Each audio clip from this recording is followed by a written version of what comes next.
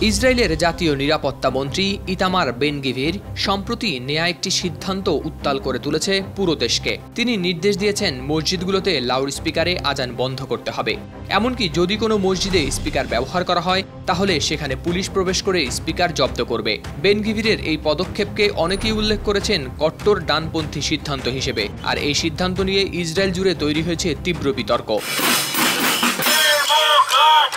Israeli সংবাদ মাধ্যম channel 12 জানিয়েছে, মন্ত্রীর এই নির্দেশ বাস্তবায়নে অনুমতি দেওয়া হয়েছে পুলিশকে। এদিকে বিরোধী দলীয় নেতারা এই সিদ্ধান্তের তীব্র বিরোধিতা করেছেন। লেবার পার্টির গিলাদ কারিব বলেছেন, বেন-গভিরের এই আচরণ ইসরায়েলের নিরাপত্তার জন্য বড় হুমকি। তিনি সতর্ক করে বলেছেন, বেন-গভির যেন ইসরায়েলি সমাজে অস্থিরতা ও ঘৃণার আগুন না ছড়ান।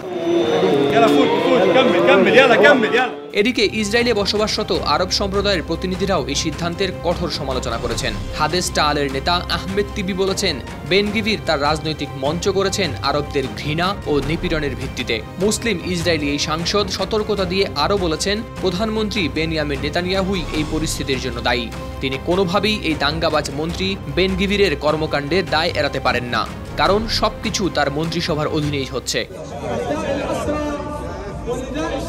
ধর্মীয় স্বাধীনতা এবং সম্প্রদায়ের অধিকার রক্ষার প্রশ্নে এই সিদ্ধান্ত ইসরায়েলের অভ্যন্তরে উস্কে দিয়েছে বিতর্ক। অনেকেই মনে করছেন, এই নিষেধাজ্ঞা শুধু মুসলিম সম্প্রদায়কে নয়, বরং ইসরায়েলের ধর্মীয় বৈচিত্র্যের উপর এনেছে বড় আঘাত।